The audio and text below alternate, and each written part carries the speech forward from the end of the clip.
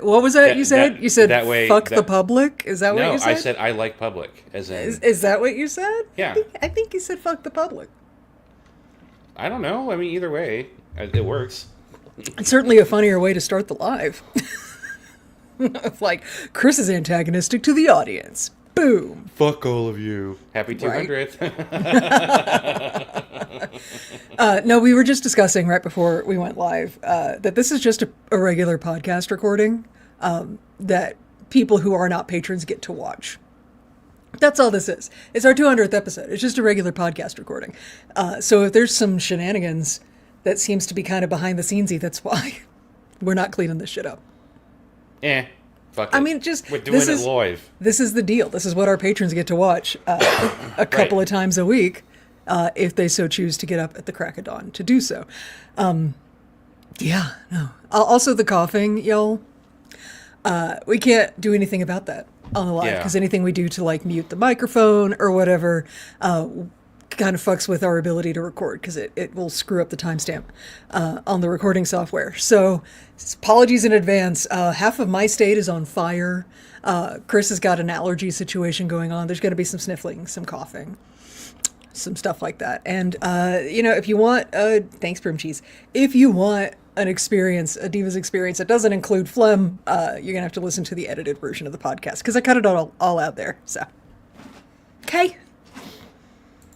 That's a really Chris is on board with that. There we go. Yeah. No, I'm reading through comments, so you're doing your job. I'm doing mine. Whatever. Whatever. Oh my God, we're such professionals. We've done this 200 times. I know, right? This one show 200 times, right? Right. Like there was some on the other podcast we don't talk about. There's some on the other podcasts we don't talk about, and we're like going to be recording episode 46 of Holodeck Divas tomorrow morning. So 3.5 years. It's been that long. That's crazy. No, it's been more than that, babe. I get. It's been 4 years. So I get TikTok memories from 4 years back. Yeah. Oh my God. Yeah. Time has flown. And For Light and Dice celebrating our 3 year. Nice. So nice. We have. God, memories. 3 years. Has it been that long? I know, right? That's crazy. Excuse me. That's gross. Lovely. Thank you for sharing that with the class. Speaking of lovely, apparently Sunday in the Long Beach area. Sunday. Deal. Now. Okay, I need to. You keep talking. I've got a noisy thing under my desk. I keep kicking it. It's gonna make noise. So keep talking. Wow, my mind just went all kinds of places. It's right a now. bag, you bitch. Okay, no, you take care of your noisy thing. Full of yarn. Okay. Because I crochet like a punk.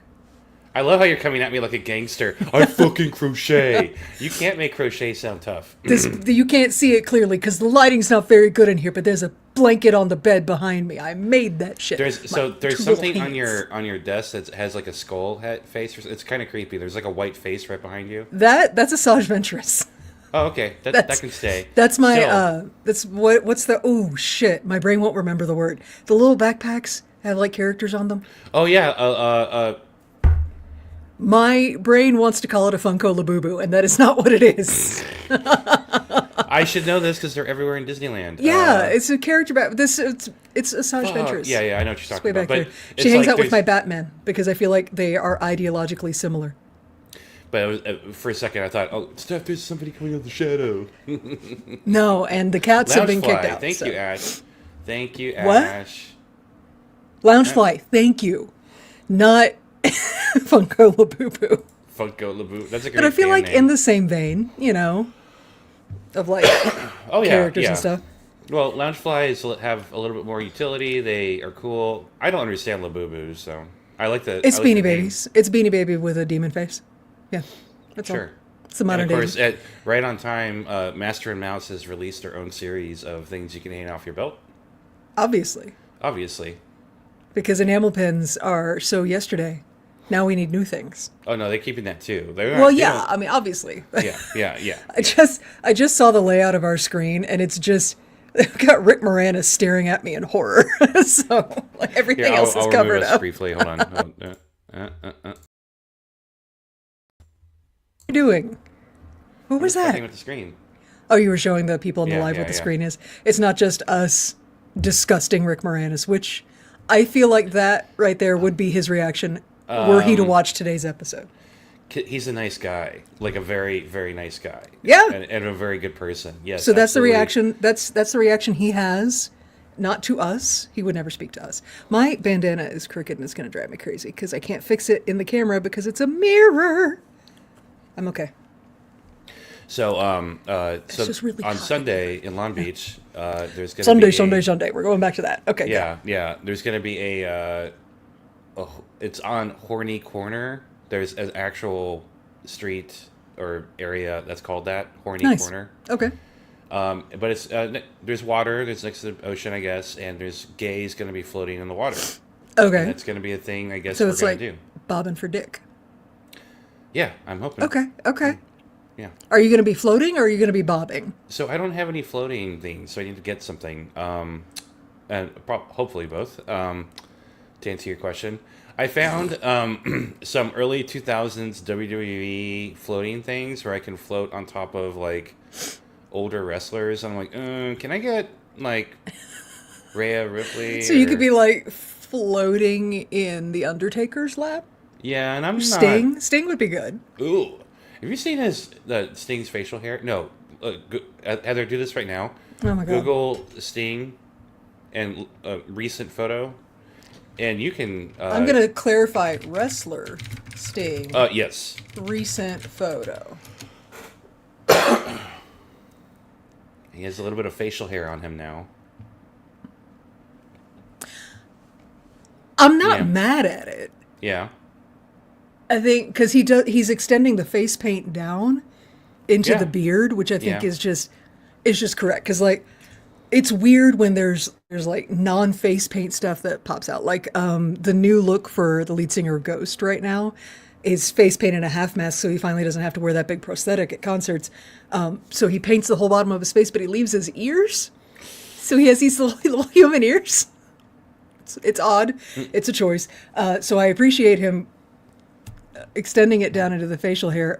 The white on black looks good in that. The red on black, Never looked good, in fairness. well, it never did, but on the beard, it looks like his lady friend was having a time. Yeah. Yeah. And that's as explicit as I want to get when we're live on YouTube right now. Oh yeah, because we're live. You know what? I did set the 18 and up marker, so It looks like he got his Red Wings yeah, and then just walked around with it still Yeah. in his beard. yeah. It's not a good look. Most of the pictures are of him with the white and black, though. So I think maybe he figured that out, or somebody told him. Anyway, face paint on or off if you were to. What are you talking? Are you talking to me, or are you reading a Yeah, comment? yeah. If you were Sting. Oh, If you were face paint on. Sting. It would. Sorry. Face paint on. Okay. We'll shower after and clean it up from all the places that it gets onto. I don't know. Yeah. Face paint on. Just like a helmet stays on. It's the same thing. Even a dark helmet. That's a tough one because my love for Rick Moranis is excessive. Okay. It is. Yeah. Speaking of, should we like record a podcast today? I think we should. Yeah, we're recording a podcast. We're celebrating our 200th episode, and we have nothing but silly things to talk about today, right, Steph? Right. So have you hit record? No. Well then, Shit. Hold on. one of us is good at our job, and one of us is Chris. Yeah, pretty much. Yeah. Have you recorded Okay, now? fucking hit record. All right. Let's do a clap. Ready? Yep. 1, 2, 3. Hooray! All right. And so, y'all, those of you who are watching us live on the YouTube for the first time, welcome. I'm going to minimize you so I can't see the chat and I can't see Chris's stupid face because he will distract me during this podcast recording process. So, no offense, but bye. All right. Now it's like I'm in my own little world and you can only harass me through my ear holes and I could just take these off and Chris is no more. Steph is behaving as if she just went through a scene transition where there's a whole new set of actors on stage with her. And What? that is insanity. What? I don't know where I went with that. Okay. Hi. Cool. I'm glad your train of thought is ever so organized today. No, it's all over the place. No, today is chaos. Yeah. Yeah, today is chaos. Yeah. Yeah. And the we're trying to cold brew our own coffee, right? Well, okay. I'm just gonna let go of any idea that I have any concept of what's gonna be the next thing out of your mouth today. I thought maybe you were gonna like transition into the podcast, but no, let's talk about cold brew. Go ahead. Yeah, let's go. Look, I'm gay. We talk about cold brew. Sure. Yeah, it's a thing. Sure. I'm not sure if it's very successful because very rarely does it feel like it works on me. Like if I go to a coffee shop and we have these like little tiny jars that you can only make so much cold brew in, and so I end up drinking a lot of it, and it's healthy. I've been staying regular a lot more. That's nice, but but it's just it's just not doing it. Okay, you're doing it wrong, and I will circle back with you after recording and send you some links to the proper products and things, because I make cold brew. It's fucking summer, and I have to have my afternoon cup of coffee because I have this chronic fatigue situation. And so if I don't do afternoon coffee, I do afternoon sleepies. I have tried yoga, shockingly enough. Thank you, Chris. Anyway, yoga's fucking boring. For those of you who enjoy it and you benefit from it, I love that for you. I can't do it because I'm just bored. Anyway, I like the stretches though. That's why I do kung fu, because it's like yoga that hurts people. So much more entertaining. Anyway, as I was saying, the cold brew that I make that's in my fridge right now, if I'm not careful with how much of it I drink, I can see sounds and hear colors. So you're doing it wrong, but we'll have a cold brew tutorial later. You need a bigger vessel, I'm surprised you don't know that. Yeah, exactly. Ash in chat said you've tried yoga and crystals. It doesn't help, Steph. Oh. It doesn't. Who was that, and in what? Well, hey, normally our videos are price gated on our Patreon, patreon.com/Divas podcast. Price gated sounds like such a dirty word. Like, you just got to join the Patreon. It's $5. Like, yeah. Capitalism is dirty. Yeah, I know, but I'd like to pretend it's not what we're doing. Oh, yeah. Give me my illusions, bitch. You were saying? But this video, you can go to YouTube, our YouTube channel, subscribe, and find it. We're actually, because Steph, we're celebrating our 200th episode. Holy 200 episodes? What? Yeah. What? Okay. We have been doing this shit for over 4 years. Y'all, Chris and I do not have a good history of sticking with anything. Particularly not something that is consistently challenging, which is what this podcast has been. We're not active, but not monogamous, but for activities? I don't know what you're saying. I don't either. I support you. Yeah. You were saying something about the Patreon? Oh, yeah. So we have a Patreon. It's so totally awesome. We have, like, unique content, unedited video versions of all of our episodes. Yeah, and this hot mess that you're watching right now. Yeah, and also the best Discord community ever. And our patrons are live in chat, and they're saying things like yoga and crystals. Yeah, and thank you, Jelly Donut, Mono Hobbyist. Thank you. Mono Hobbyist. Yeah, I could never. No. Yeah, see, that's why we need our patrons. I am, it turns out, polyamorous in many facets of my life. Thank you, Chris. Happy 200th episode. Yay! Scott says, happy 200th, y'all. So happy for your success. I'm looking forward to 200 more. And may the Schwartz be with you. May the Schwartz be with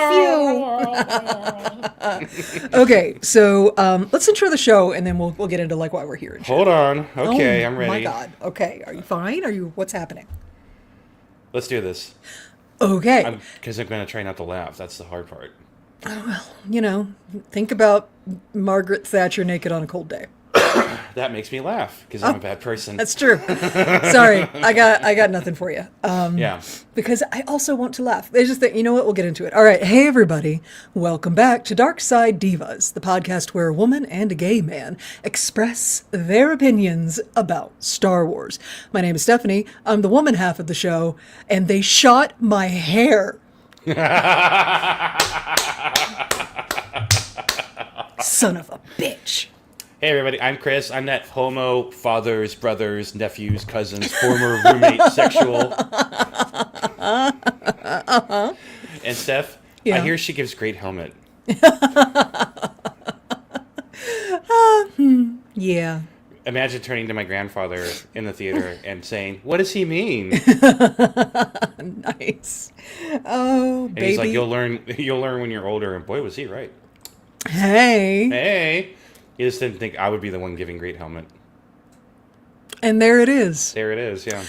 Anyway, so yeah, general premise. This is our 200th episode. We would normally be talking about Star Wars, but we're in season 4. I'm so mad at Star Wars right now. So It hurt me. It hurt me deep in my heart place where I'm soft like a woman, and so. No, last episode we're talking about season 4 of Star Wars Rebels right now, and last episode was that episode.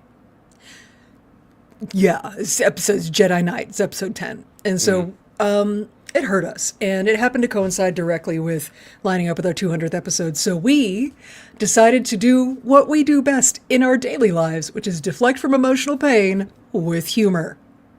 hey, so we did get a lot of feedback about last episode. I kind of want to read some comments real quick, if you don't mind. Okay. I've got something that has nothing to do with Star Wars that I want to talk about first. And then let's get back into those comments, Sure. and then we'll... Okay, this is my fault because I steered us in that direction first. That's but- fine. So, for those of you who are not our regular listeners, buckle up. I like to do a little segment at the beginning of our episodes when I think of it, that is just ways to help in 2025. Because our reality, particularly in the United States, is a bit of a dumpster fire these days. So, today's way to help in 2025 is... it's about gay marriage, or marriage equality, as some of the more pedantic people on the internet will like to correct you to say. So, look, y'all, the day that we have known is coming ever since Project 2025 was published back in 2024. The Supreme Court has been asked to review the right to marriage equality in the United States. Cool. And I'm not going to get into the ghoulish bitch who's pushing this. Her history with this subject is so stereotypical. It's so... Yeah, she's such an evil fucking asshole, so... Yes. That's all I can say about that. And a hypocrite. Anyway, so yeah, marriage equality is gay marriage. And look, this particular Supreme Court is majority conservative, many of them appointed by Donald Trump himself. And so if they get their hands on this case, it's not really a mystery which way they're going to decide, okay? So there's a few things that you can do if you, like us, are interested in preserving the equal right to marriage in this country. And one thing that you can do is contact your representatives. Okay. Go to congress.gov, do a search for your U.S. congressional representatives. You can Google who are my state representatives to find out who represents you in your state. Because if marriage equality gets overturned on the federal level, it'll probably revert back to being a state right. So your state representatives need to know what you want them to do about that. So contact all of them. You can just write up a template email. Phone calls, I understand, work best. But if you, like me, would rather pluck out your own eyeballs than talk on the phone, emails Same. work too. Yeah. You can email them. So send them an email. You can just write up a template and just like copy paste it with the representative's name, etc. Okay. You don't have to do like an original composition because you're going to be contacting like 5 or 6 people if you do this. So that's one thing you can do. Another thing you can do is on social media, follow groups like the ACLU and the Human Rights Campaign. Because those are the groups of lawyers that are going to be fighting for this on every level. And if you have it in your pocketbook and your heart to do so, donate to the ACLU and the Human Rights Campaign because they got to pay those lawyers somehow. Okay. But I say follow them on social media because they're putting out a lot of updates and a lot of good information. Speaking of good information, if you are currently gay married and are concerned about the legality, the persistent legality of your union, there is a YouTube video out there. Under the Desk News got together with a lawyer, and they made a video called How to Save Gay Marriage. So It's on YouTube, I think. it is on the YouTube right now. It contains legal advice on how to file like 9 different legal documents that together will approximate marriage rights. So if your marriage is suddenly made poof gone by your government, you still have these legal documents that they cannot touch that still give you rights to, like, I don't know, visit your partner in the hospital. Maintain custody of your children should your partner pass. Have rights to inheritance and property, stuff like that. So, Under the Desk News video, How to Save Gay Marriage, will help you with all of that. This is a real threat, y'all. We knew this was going to happen when they overturned Roe v. Wade, because they told us in Project 2020, I'll come in again, Project 2025, that this is what they wanted to do. They want to just undo everything and revert the United States back to like a 50s era idealized bullshit, but they don't want to wind the economy back to be able to support any of that. They just want to be able to be racist and control women's bodies and not allow gay people to live in equality. So that's how you can help fight that. Okay? Yay. That's super uplifting. This is supposed to be like the funny Escape the Emotional Damage show, but fuck's sake, man. Like, it's everywhere. Yeah, I mean, it comes down to this. There's just a lot of really mean, evil people out there. True story. You're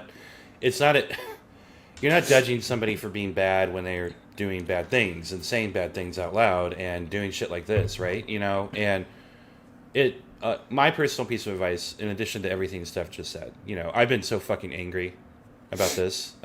Right. But I've been perpetually angry for a while. I was angry when women became second-class citizens again. I've been angry about world events, you know, and it's so easy to get caught up into the day-to-day, like, what is the latest controversy? God, it's relentless. It's relentless, right? And especially on this issue, you know, this is obviously a deeply personal issue for me. I've been bullied. I've had friends be murdered because they were gay. Or queer, actually. So it sucks. It hurts a lot. When I get to this point, I always like fantasize about doing bad things, but that's really not going to help the world, right? No. So in addition to all the things that Steph says, you know, y'all, we got to vote. Yes. We're coming upon an election year. We can't let the bigots win. They are hurting us. They're hurting good people. Like, there's really two people in this world. People who care about everybody and want to make the world better, and then everybody else. And we can't let the everybody else win anymore. You got to vote like everything depends on it, because everything depends on it. Yeah. We can't be precious about our vote. Like, there's very clear good guys, bad guys. Unfortunately, in these elections, there's not a lot of nuance anymore. And don't what about me? Don't be like, oh my god, but the Democrats suck, blah blah blah. Fuck you, right? Like the single issue thing, that mentality, the lesser of two evils. Shut up. Like, how much more proof do you need? How many more bad things need to happen for you to get your head out of your ass? Go vote. I understand that you may not always be happy with your choice, but the choice is clear.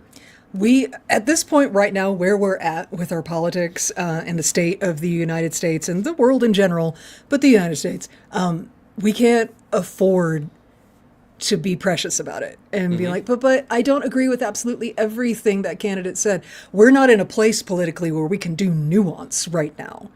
It needs to be very like good guys, bad guys, vote for equality or vote for fascism. That's kind of how your vote is. And that's how it's going to be for a few cycles. But then after that, because life is long, y'all, particularly those of you who are quite young and are wondering how to vote, you will be able, if we can vote like badasses now, then later on you'll be able to vote with your nuance and your purity tests and your perfectionism.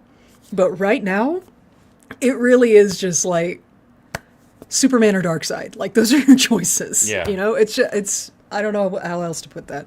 And also do what you can beyond vote. Please fucking vote. Please vote.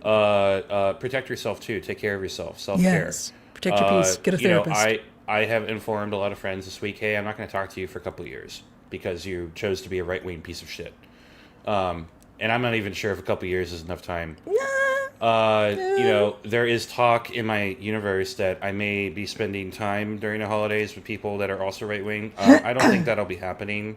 That's for their own safety. Yeah. Yeah, exactly. Yeah. Unless, of course, they change their mind. See, ideology is a choice. Being a bigot is a choice. Being gay is not. So guess who's gonna have to fucking compromise?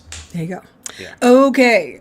So that's can that be the end That's it. of because this is supposed That's to my be mic drop. There we go. We have dropped the mics. You said you had some comments and feedback from our last episode talking about Star Wars Rebels Season 4, Episode 10, Jedi So Knight. Steph, people had deep emotional reactions of the show, so there's a lot of one-liners. Y'all, a lot of y'all have been leaving comments on Spotify, which is great. Spotify had a bug this week where your username isn't being displayed on the comment. It comes up as like user 64 blah blah blah bunch of numbers. So I'm very sorry for not gathering y'all's names. I'm being told by Spotify support after 4 days of submitting a support ticket. By the way, Spotify, Nice. that it's gonna be fixed. Okay. So, but here we go. Hey Divas, I love the episode until the end. Why didn't you stop? We told you where you could stop. We made it clearly like we made an alternative universe where everybody's fine. And you could have stopped right then, but no. Hey guys, fuck you, love the show. That was good. Yeah. I feel like that's fair. Yeah, that's fair. Why does it hurt so much to be a Star Wars fan? Also, God damn it, Stephanie. I'll take that compliment. And hey, they took the time to spell your name correctly, which I appreciate very much. Thank you. Yeah. And last one, why does Star Wars hurt so much? I fucking hate it here. Thank you, Stephanie, for making me cry while driving. That was fun. We really should have put a warning on that episode. Yeah. Maybe don't listen to this one while you're driving. I think tears blur your vision, y'all. It's true. Michaela says in chat, for your magical 200th, I give you the knowledge that my Steph doesn't have an intro counter is at 50. I thought that would be a lot higher, actually. It blows. Well, I assume that's just for this podcast, because it definitely over the other shows. Oh, God, yeah. Have not had intros. It blows my mind when people actually use counters to count stuff. We don't. We have counters on our podcast, and we just say them. We have never kept a tally. We tried, because we used to have a spreadsheet, right? No. Charlesy, the guy who does our podcast intro music, he made a spreadsheet. The things you do during lockdown. Right? There was just a lot of board in the house and in the house board going on. Anyway, do we have anything else before we get into why we're here today? No, let's go with why we're here today. Okay, so normally what we're doing on this podcast is watching through all of Star Wars in chronological order. But Star Wars hurt our fifis, and so we have pivoted now. And today, on this glorious 200th episode of Dark Side Divas, we will be talking about the 1987 comedy classic, Spaceballs. Dun, dun, dun. Do you have an intro? Well, the movie does. Okay. Once upon a time warp. Okay, I'm going to try to get through this. Good luck. In a galaxy very, very, very, very far away, there lived a ruthless race of beings known as Spaceballs. Mm-hmm. Chapter 11. You know why that's funny? And I didn't get it until 45 years old watching this with my husband. Okay. Chapter 11, bankruptcy. Oh, God damn it. Because I didn't even think from the opening crawl, we got jokes on jokes on jokes. Jesus. But yeah, this movie was crazy expensive. It was like twice as expensive as some of the Star Wars movies. We're going to talk about why, probably. But yeah, Chapter 11, bankruptcy. That's our opening. Go on. The evil leaders of planet Spaceball, having foolishly squandered their precious atmosphere, have devised a secret plan to take every breath of air away from their peace-loving neighbor, planet Druidia. What? Today is Princess Vespa's wedding day. Ooh. Unbeknownst to the princess, but knownst to us, danger lurks in the stars above. And if you can hear this, you are probably messed up like the Divas. It's so good. Okay, so I've got director and writers information. And do you want to do like behind the scenes after that, and then we'll just sort of hack through this? Yeah, we'll hack through this. I would definitely want to talk about the actors. Right. Oh yeah, that's the thing. This is going to be a hot mess, y'all, because our usual format for these podcast episodes is going through like the episode, sort of beat for beat, and providing commentary throughout. We cannot do that because all we will do is quote the movie. Right. Because we love this movie. We did our patrons. I did a watch along event. Oh with yeah, how'd them, that go? And it was fun because people were picking up on stuff I hadn't seen before. That's the thing about Mel Brooks movies. He's so detail oriented. Oh yeah. They're deceptively smart because if you just read it by the script, maybe not. But the performances and the timing and then the detail, Mel Brooks is a fucking master of detail. He is. Yep. So it somehow comes out to be a brilliant fucking movie. But yeah, no, it was a lot of fun. Okay. And yeah, we were quoting the shit out of Spaceballs. Absolutely. It's infinitely quotable. Okay. Yeah. So the director of this movie is Mel Brooks. Would you like some information on Mel Brooks? Please, tell me. He was born Melvin James Kaminsky in 1926 in Brooklyn, New York. He is still alive and working today. Yeah. He has 4 projects currently in production, including Spaceballs 2. Finally. I know. No confirmation yet if the full title will be Spaceballs 2, The Search for More Money. Please let it be. Please. I really need them to do that. Mel Brooks served in the U.S. Army in World War II. Mm-hmm. He deployed in France and, like many soldiers, was in the Battle of the Bulge. This whole experience makes him uniquely qualified to spend the next 7 decades of his comedy career making fun of Nazis. Oh, yeah. Love that. Which he fits into every fucking movie he does. Because he should. Yeah. He's a writer, director, and actor of comedy excellence. He has been spoofing every film genre and mercilessly mocking exactly the people who need to be mercilessly mocked. His stable of films is deep. My personal favorites are Young Frankenstein. Oh, my God. History of the World Part 1. The Producers, Robin Hood Men in Tights, and Blazing Saddles. Legendary. Blazing Saddles. He's a multiple award winner, and he is one of only a handful of people in the world who has an EGOT. Yep. He has won an Emmy, a Grammy, an Oscar, and a Tony Award. And y'all, there is a lot of comedy that exists today, but it would only be because of Mel Brooks. He has launched so many what he calls side projects, like The Simpsons. They're like all these like big cultural touchstones that we have today is because of Mel Brooks. Absolutely. And there used to be like a saying so when Steph and I were growing up in the 90s, and when a musician says something like, "Hey, if Weird Al makes a song that's basically a satire of my song, you made it." When Mel Brooks made a satire of something, filmmakers would feel like they made it. Absolutely. Yeah. Which I imagine you'll get into was part of the discussions with him and George Lucas. Yes. With this whole movie. But hold on. I do have a quote from Mel Brooks regarding the decision to even do this movie. Okay. He said, quote, "I've destroyed the Western. I have made fun of the horror genre. Silent movies have fallen under my axe. What haven't I spoofed?" And I said, "Oh, I know. Space." End quote. That was the decision there. That's it. That's all he does. So, as for the writers of this movie, of course, Mel Brooks, because he writes what he directs. It's good shit.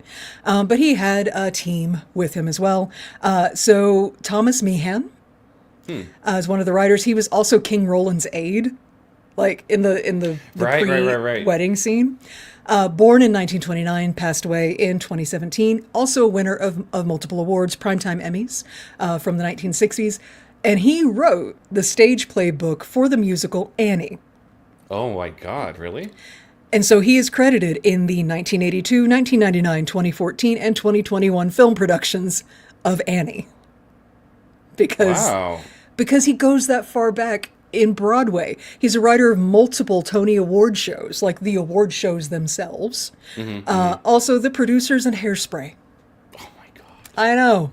I actually like Hairspray. The Broadway roots are deep with Mel Brooks and his team. It's good stuff. But that's part of what makes his movies interesting to me is like you can definitely tell they've been staged by classically trained theater people. Right. They're theatrical as fuck. Yeah. And that's what makes them so unique and so awesome. Another writer is Ronnie Graham. Ronnie Graham also plays the priest who is just trying to get Vespa's wedding fucking done. That's him. He was born in 1919 and passed away in 1999. Ronnie Graham was a writer, composer, songwriter, comedian, director, and author. He started out as a nightclub comic traveling the United States. He did compose multiple Broadway scores, and he wrote classic songs like The Inquisition, from Oh. History of the World Part 1. The Inquisition. That's let's amazing. begin. The Inquisition. Look out, sin. That guy. That's him. He also wrote episodes for the Brady Bunch Variety Hour, MASH, the Smothers Brothers Comedy Hour, and Spaceballs, the animated series. Yep.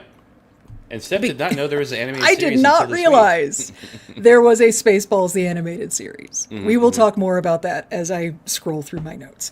So that's directors and writers. Chris, do you have anything about the birth of this movie? week. Well, let's talk about music really quick. The Ooh, yes. composer, the classically trained composer of this movie, is John Morris. He has worked on every single Mel Brooks movie. Also, heavily involved with Broadway. So again, there's that roots. Right. He also co-wrote the main pop song, Spaceballs, the song, which plays at the very end of the movie. Love it. Steph, are Yes. you familiar with the band The Spinners? It sounds familiar. They did the song. They sang the song Nice. at the end. They are a American Motown group. Nice. They were before the Spaceballs song. They were known for the hit song "That's What Girls Are Made Of," which I had to immediately listen to the song because I thought to myself, "Oh, Steph is probably going to love that song." But it actually was kind of a sweet song. It's a 1950s or early 60s song. Okay. But it was written by Marvin Gaye, so I was like, Nice. "Oh, okay, There you go. this song can stay." That was their only hit song. Unfortunately, the Spinners had a long tragic history with, substance abuse. They did attempt to relaunch their career in the 80s, and they decided to participate in this song, which, according to several of the members of that band, ruined their life. Oh. Because this song, the Spaceballs theme, became their #1 most recognized song. Oh, I'm sorry. And it's not the best song. No, it's unless you supposed love to be this not movie. great. Yeah. It's on purpose not Yeah. to be that great. Okay. Yeah. So how this movie got made? Well, like you said, Mel Brooks decided, hey, I haven't fucked with sci-fi yet, so let's go ahead Right. and make a sci-fi movie. And he wrote a script, realized it was dangerously gonna satire Star Wars. And Well, yeah, and look, George Lucas, even in the 80s, was known to be a very litigious person. oh yeah. Now, please also bear in mind, George Lucas got burned really bad by a Mm-hmm. little holiday special, so he's very protective of his brand at this point. He's Oh, yeah. wrapped up the original trilogy. They're getting ready to do some other things. I think Willow was an early pre-production at this point. And so Mel Brooks put the script. Mel Brooks and his team put the script together, sent it to George Lucas. Didn't hear anything for just a little bit, and apparently George Lucas called him up laughing his ass off. Nice. Loved the script. Always a good sign. Okay, good. And wanted to be a part of it. In fact, insisted on being a part of it because the challenge with doing a sci-fi movie is the budget. Yeah. Now this movie got made for $22.9 million. That doesn't sound like a lot of money by today's standards. Right. But prior to Spaceballs, Mel Brooks' highest budget for a movie, I think, was $10 million. So like and also Mel Brooks likes practical effects. Yeah. That's been his big sticking point with the rise of digital effects. Is like he's convinced that practical effects are better. They're funnier. And funnier. Yeah. Also, he was very good friends with a lot of people in the Hollywood industry that were into like models and scale models and that sort of thing. So he personally didn't want to go digital at all. I suspect, Steph, Spaceballs 2 is going to be pretty interesting in that they're going to have be more digital, but I wouldn't shock me if he refused to do that. Right. You know, Yeah, I mean, possibly, yeah. as part of the joke. So yes, so Industrial Light and Magic became heavily involved with the project. They designed all the ships, all the everything, and it was a big help to Mel Brooks. George Lucas had one key ask of Mel Brooks when making this movie. There can be no merch. Right? Which gave Mel Brooks an idea for a new scene. Which is the yogurt hawking merch scene. Yes, Spaceballs, the flamethrower. and also they went back and added a lot of stuff like Spaceballs to toilet paper, Spaceballs to placemat. Spaceballs, the sheet. Yeah, Spaceballs the sheet, Spaceball the rug. They're like, to this day, there's still stuff I see that I've never seen before when I see this movie. Like, there's a lot of hidden gems in this movie. Apparently, somebody wrote a book about it, and like, There was even shit that like it became such a joke on set that Mel Brooks would show up getting ready to, direct a new scene, and somebody made something new, and he didn't realize it until he looked through the camera and was like, "Wait, what the fuck is that?" So like, apparently this movie was extremely fun to make. Of course, yeah. There's a lot of improv. If you look at the original script stuff, there's entire scenes not in the script that end up in the movie, and that speaks to the genius of all the actors, how Mel Brooks liked to make movies, and all that kind of stuff. So yeah, that's basically the movie in a nutshell. The movie did make a lot of money. It made $44.6 million at the box office, so it was double profitable. Nice. It would be Mel Brooks' most financially successful movie in its first 2 weeks, and it created a firestorm of like people asking for merch, which of course there was no merch. There's no merch because George Lucas knows where his nest egg is, and that's in merch. Absolutely. So now today you can get merch. Like they've relaxed that, and there is actual official like action figures now and stuff like that. Steph, so I loved Spaceballs when I was a kid, and so I was living in Sleepy Valley at this point, and I was within walking distance of a movie theater. It was a very small one, but nonetheless, I was able to walk and see movies a lot. The owner of this theater was a huge fucking Spaceballs fan, and if you walked into the lobby, they had displays of actual Spaceball uniforms in the lobby.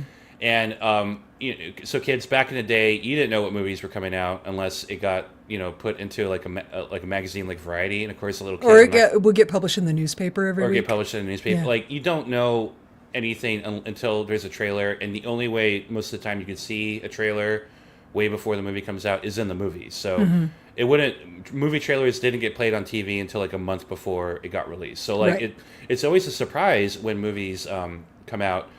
The other way movie theaters communicate that a movie is going to come out is if they put like coming soon and the names of movies starring this and this on the marquee.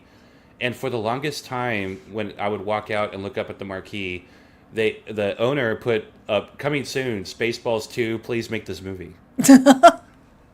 Well, I hope that owner is around today and is able to witness the glory. I hope so.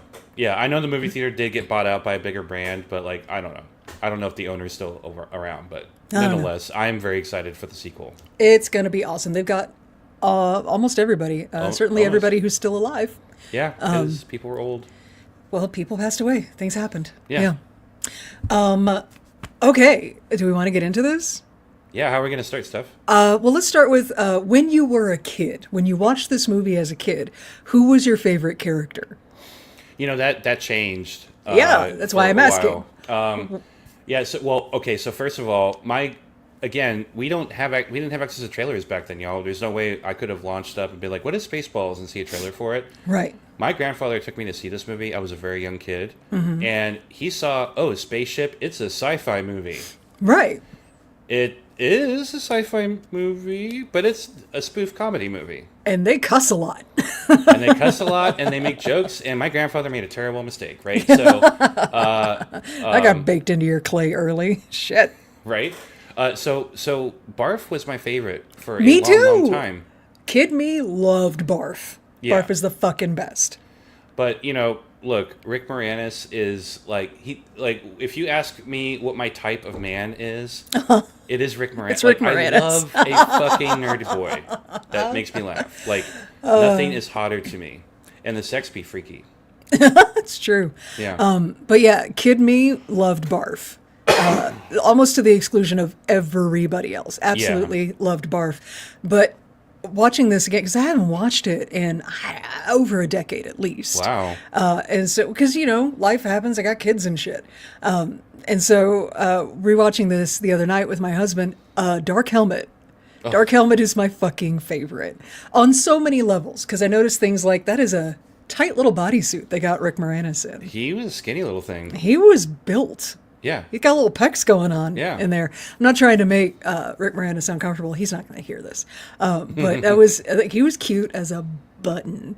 And he's so fucking funny. Like, everything he was doing just fucking killed me. So, but let's talk about Barf, shall we? Since he was our favorite. Okay, let's start off first. Okay. So Barf is played by John Candy. Fucking legend. Oh, that's the thing, is getting through this cast is going to be, it's going to be a lot because it's legends on legends on legends, right? Yeah, yeah. I don't even really know how to talk about John Candy because he was such a huge part of my childhood. Oh, God. I mean, it's not an exaggeration to say that John Candy and Rick Moranis raised me. Oh, yeah. Yeah, Like, absolutely. I grew up on their movies. So, John Candy, born in 1950 in Toronto, Ontario, Canada, did pass away in 1994, and that was really hard for teenage me.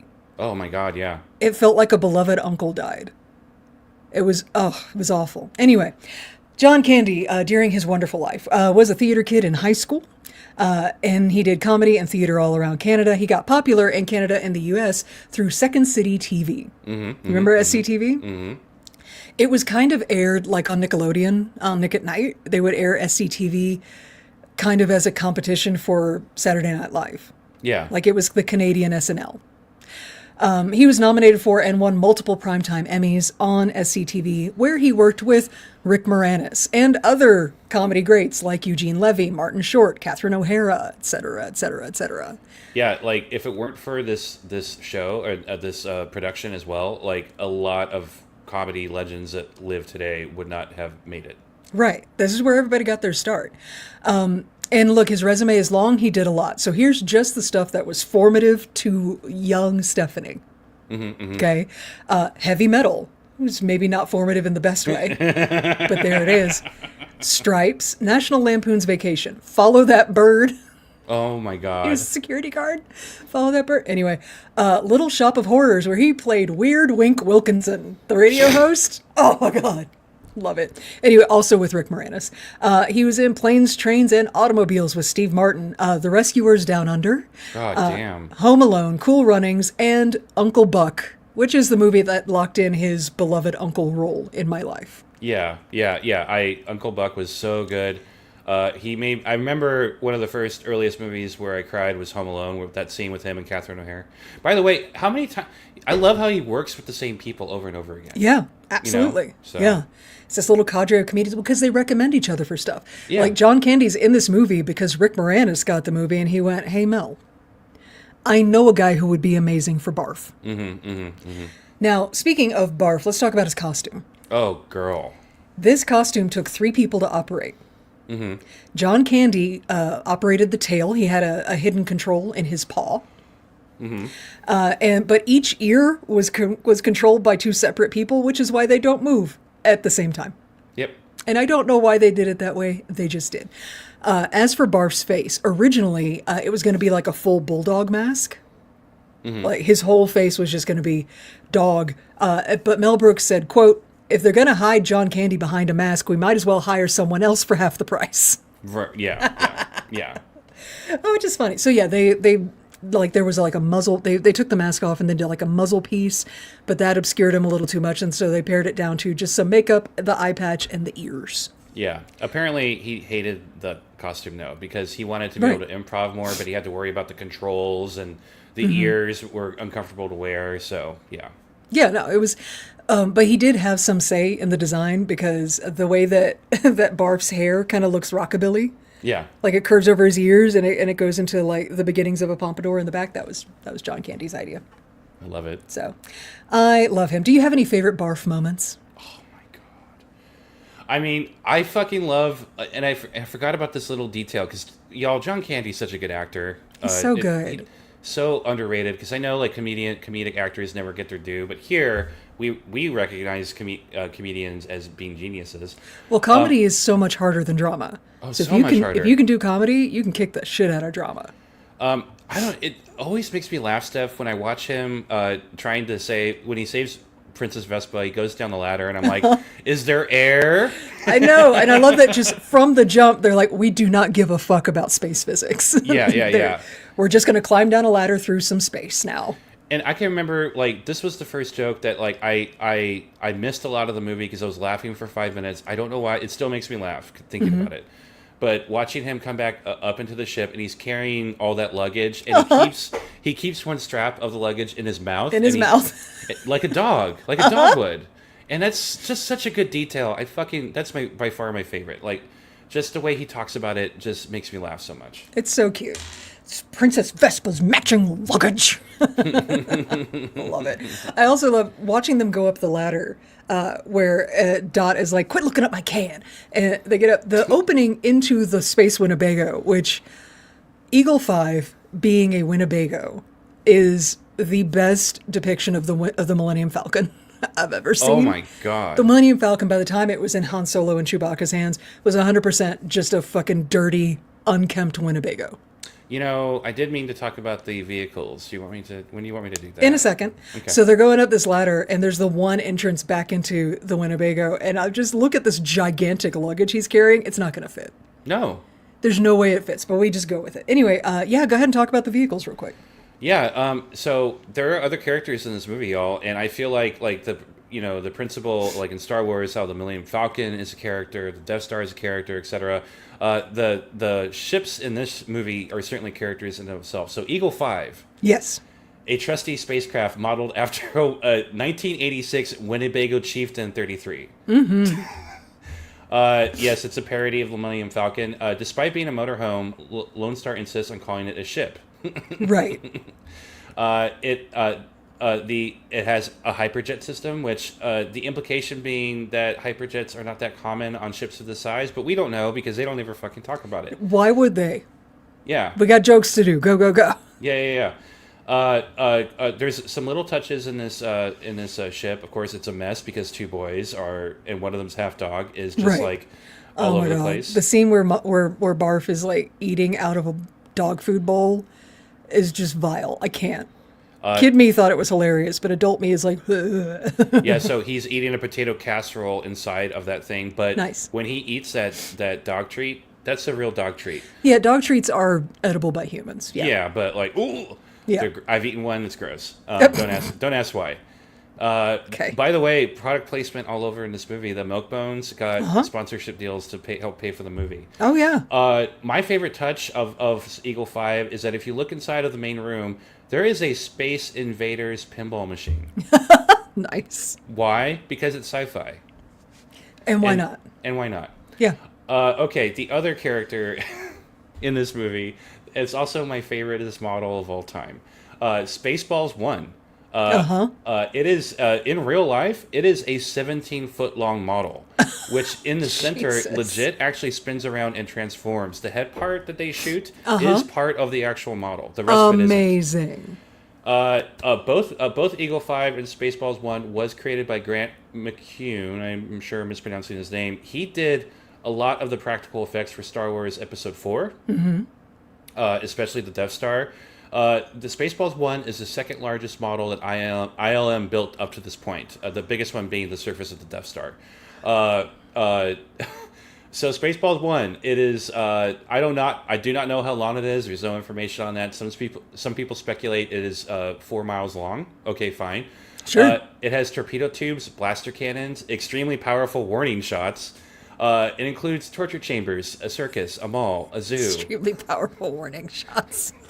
They go up your nose. Okay, go on. Right. And it can transform into Mega Maid.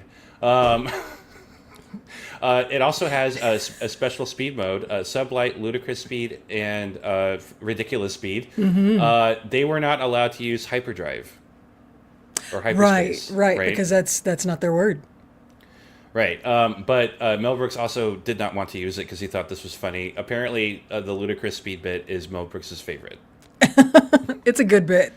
It's a really good bit. I like it. Yeah. So anyway, those are the ships. And I have one more thing, but when we talked about that character, I'll talk about that. Okay, let's go through the good guys, shall we? Yes.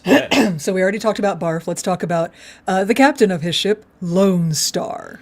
Lone Star!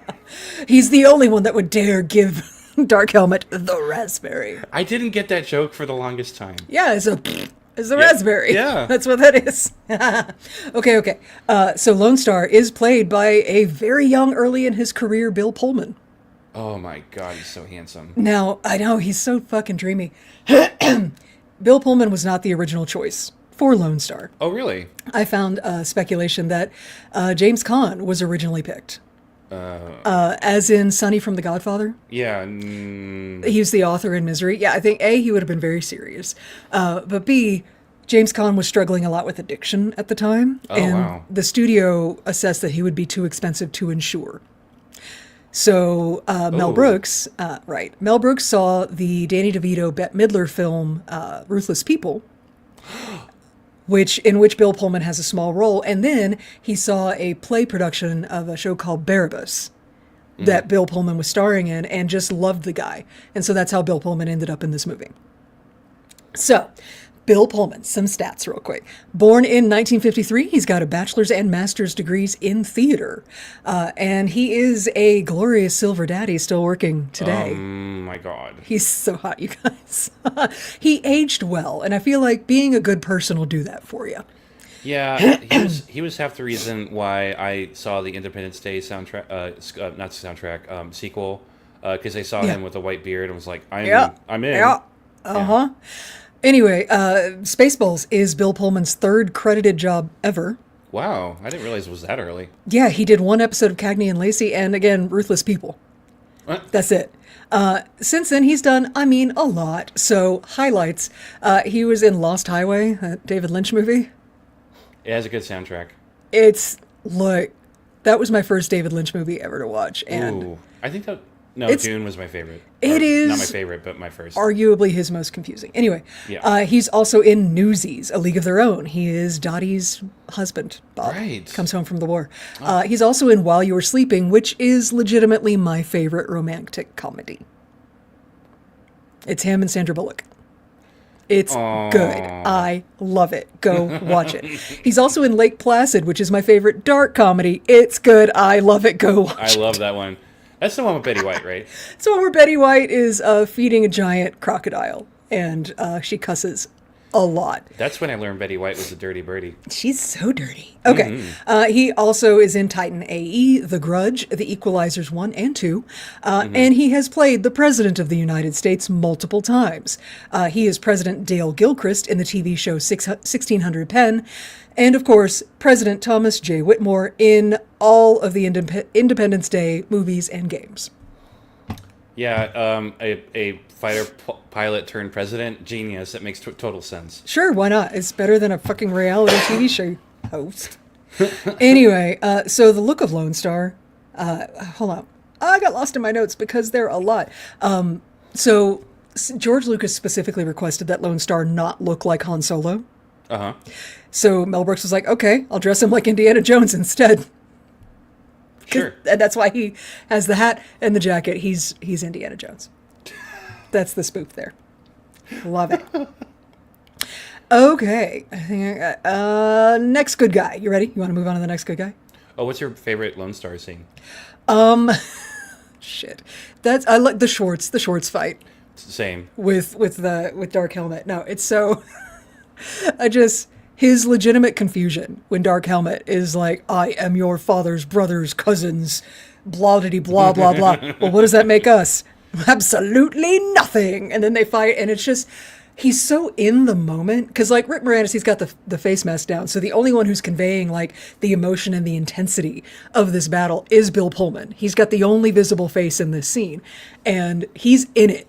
It is not comedy to him. It is an intense fight for your life with your dick saber. Yep. Because that is how it's the Schwartz saber comes out of the ring, and Schwartz is as big as mine. And then they look at each other's. And then they get it all tangled up. And then they kill a crew guy. Yeah, it's good times. Good times. God, it's a wonderful scene. Anyway. Okay, next. We have King Roland. The king of Druidia. That is played by Dick Van Patten, who is a legend. Okay, Dick Van Patten was born in Queens in 1928, passed away in 2015. He started acting as a child, and at the age of 7 made his first of 27 Broadway appearances. He's been acting for screen ever since 1949. His first credit is 328 episodes of a TV series called Mama. Okay. Yep. And then he's in 1 or 2 episodes of literally everything for decades. Particularly comedies like The Doris Day Show, the new Dick Van Dyke Show, Maude, Happy Days, The George Carlin Show. He is most widely known for the 1977 series 8 is Enough, which had 112 episodes and multiple specials. Fun fact about 8 is Enough. Okay. Young Mark Hamill played Dick Van Patten's son in the What? pilot episode of that series, but then he dropped out of the series to go make a little movie you might have heard of called Star Wars. Wow. I know. As far as movies, you can see Dick Van Patten in the 1976 Freaky Friday, High Anxiety, and Robin Hood Men in Tights, and also bonus, he's in multiple Weird Al Yankovic music videos. Sure, of course. Why not? He's a comedy legend. I love him in his terrible wig in this. He is so simple and he is so kind as King Roland, but a very simple man. The scene where he's trying to negotiate with Lone Star about helping get his daughter back, and like how much do you want? And Lone Star's like, $1 million space bucks, and he does that maneuver where he like sits back, goes what, and he's able to move his head in such a way where the crown slips forward. I fucking love that. It's so good. Comedy gold then, at every moment. And then, like, there's something about my grandparents' generation where it's like when they talk about buying something big, they have to give you like way too many details. So Lone Star's like, hey, where is Princess Vespa? And the king explains that she's in this car. He goes off about the Mercedes. He goes off about the Mercedes. I got it at a very good price. I got it for a very good price. Like, everybody did that. And it just makes me laugh. Well, because there's something about that generation that if they make a large purchase, they need to make sure that you know that they didn't spend that much money on it. Yeah. We're still thrifty post-depression people here. I love it. Let's talk about King Roland's daughter. Oh, my goodness. Princess Vespa, played by Daphne Zuniga. She's younger than Bill Pullman here. She's 25 in this movie, but she's been working longer. Okay. She did a lot of small TV and movie roles, music videos for Depeche Mode, Dweezil Zappa. And then this movie. She was also later in The Fly 2, did some voices in Johnny Bravo. Love that. Oh, okay. Also in episodes of Spin City, The Outer Limits, Batman Beyond, Nip Tuck, and Spaceballs, the animated series. And she did have longer runs on TV series like American Dreams, Beautiful People, One Tree Hill, and 111 episodes of Melrose Place. Oh, yeah. Love that. that. Yeah. So she's absolutely beautiful, but she was so funny about getting this role. I saw interviews with her about it, where she was like, am I that funny? I can't keep up. Like, Mel Brooks is just always going, right? Yeah. And she's like, if you zone out for a second, you miss it and you have no idea what he's talking about. But he's so sweet and so supportive on set. He told her, because she was like, I don't know if I can be funny. And he's like, don't be funny. Play it straight. Yeah, absolutely. Play it as Princess Vespa. The situations will make it funny. And so that's what she did, and she's wonderful in this. She's so good. I mean, yeah, she made... That's the thing about the Mel Brooks movies. Play it straight. Do not be funny. Don't try. Take it seriously, yeah. Yep. And she did that spoil rich kid thing perfectly. And the moment, I already quoted, I'm going to do it again, where they're shooting at her and Lone Star hands her a gun and she's like, I'm not going to shoot this. I hate guns. And then pew, they shoot her. It doesn't actually hit her hair. It hits Dot in the face. Right. Just so we're clear. But she thinks it might have hit her gloriously feathered 1980s hair. Oh they my God. shot my hair. Son of a bitch. And just goes full Rambo on them. Yeah. Oh. She was my hero in that moment. And Parf is like, "Holy shit!" I like when they were in the looking for her cell, and they hear her sing, Right. Like, "Nobody knows." Well, exactly. And the thing is, Mel Brooks told Daphne Zuniga they were going to get somebody to dub it over, and she's like, "No, I can do it." So that's actually her. That's amazing. That's her singing in the cell. I love it. Oh, Okay, so Princess Vespa goes nowhere without her droid of honor.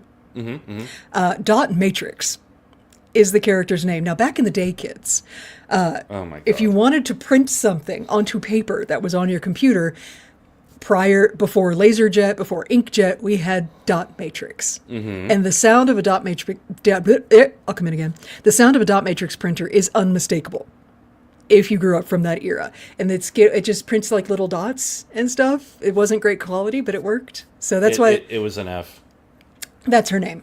So Dot Matrix on screen in the suit is played by Lorene Yarnell Jansen. She's the Anthony Daniels of this movie. Yep. She's a dancer performer. She did film musicals like Bye Bye Birdie, Sweet Charity. On TV, you can see her in Wonder Woman, The Sonny and Cher Show. Her physicality was great. She did all these wonderful robot movements. For any scene where they're going to be like moving across flat ground, she's got skates which I love. Which, by the way, all like wearing that suit and skating, holy shit. Holy shit. Yeah. And you can't see a damn thing. Nope. Because it's not like there was eye holes. So, yeah, she was just, what a fucking trooper for doing this role.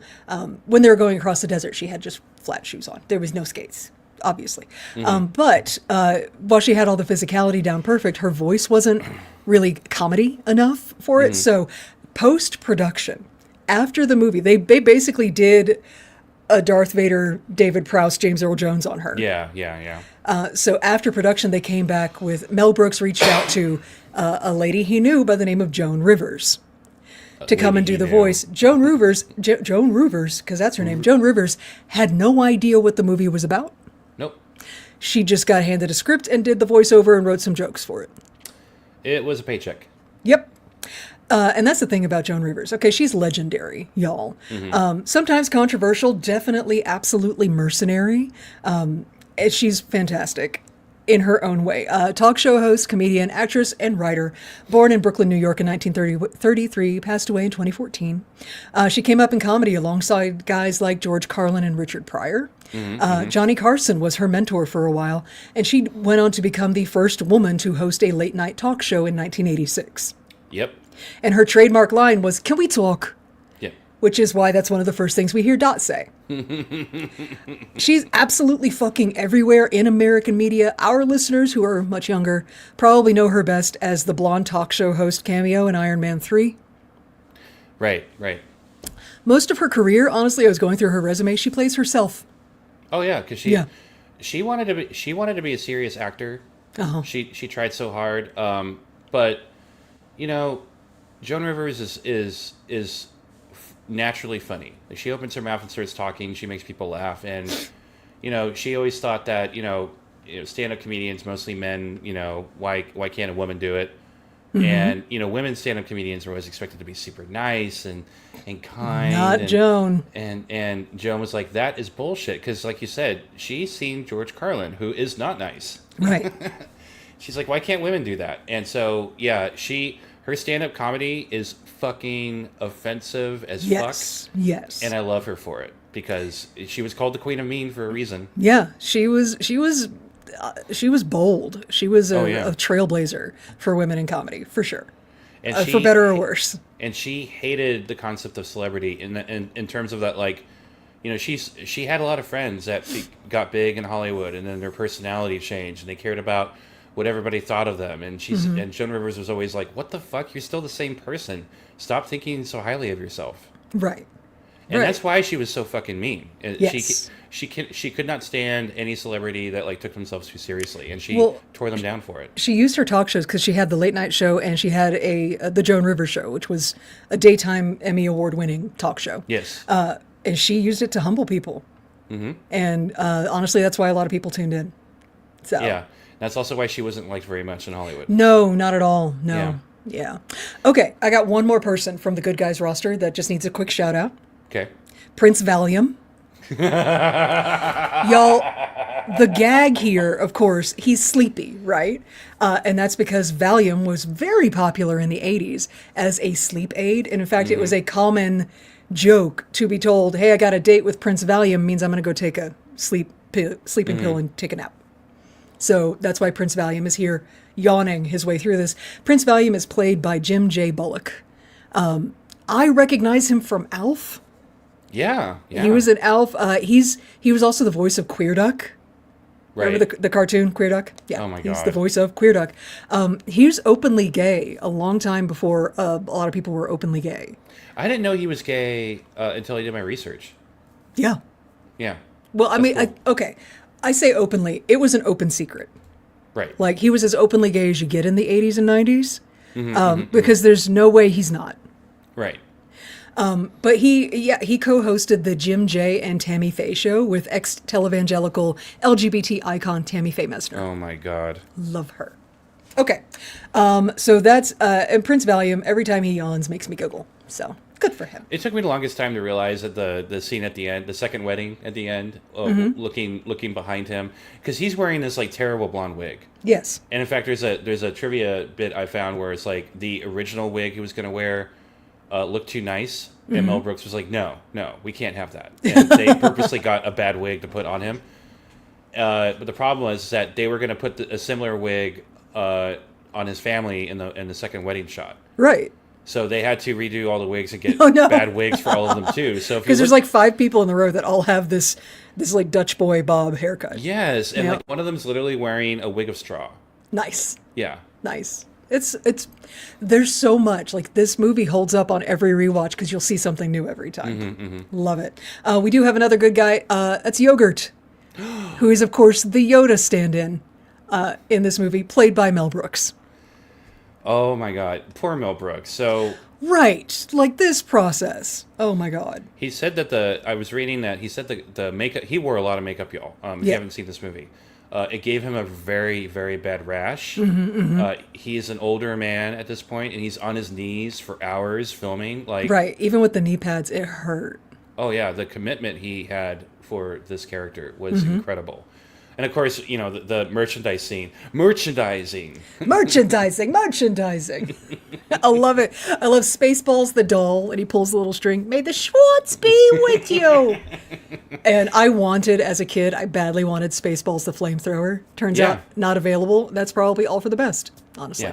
Yeah. I bet, you know what? I bet flamethrowers would be super effective against Dark Helmet. Don't you think? I think flamethrowers are some of the most effective weapons in a galaxy like the galaxy far, far away. Yeah, absolutely. Yeah. Love you, Charles. Charles, the one of the hosts of Gold Squadron Gaze, friend of the show, fucking hates the fact that Mandalorians use flamethrowers, and he's just wrong. He's just wrong. It's awesome. Because you know what? You know what can't protect you from a flamethrower? A lightsaber. Right. A Schwartz saber. A Schwartz saber. Is that what they're called? Schwartz That's what I'm sabers? calling it. Okay, I think they cool. just called it a Schwartz, Yeah. which I'm pretty sure is just another word for dick. Wow. Anyway, okay, hey, let's talk about bad guys. Oh my God. The very first bad guy that we meet in this movie is Vinny.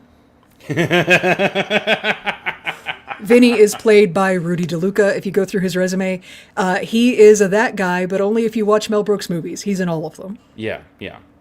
But the thing about his face, like, we were watching it on our giant, expensive modern TV, right? And you can tell looking at it that it's just flat makeup. But at the time, watching this on my TV in the early 90s, that shit looked like he was, like, carved. There's no prosthetics. Vinny's face is just makeup. Right. It's so good. It's so well done. And for our younger listeners, Google Max Headroom, and you'll understand why Vinny moves the way he does. Oh. Because it's a Max Headroom reference. The glitching, it's Max Headroom. Anyway. That's amazing. But Vinny he's a bad guy, but he is just the henchman for Pizza the Hut. Oh my God. This is the most disgusting costume I've ever It's seen. so vile. Yeah. But get it? Pizza Hut, Jabba the Hutt, Pizza the Hut. Yeah. Get it? Yeah. But do you get it? They beat this joke to death. I love it. So let's talk about the voice first, and then we'll get into the physicality of Yeah, Pizza let's the talk Hut. about the 80s of it all. Oh my God. So the voice of Pizza the Hut is Dom DeLuise. Y'all. Legend doesn't begin to cover it with Dom DeLuise. Again, No. I was raised by Dom DeLuise, all right? So born in 1933, passed away in 2009. Mel Brooks loved working with Dom DeLuise.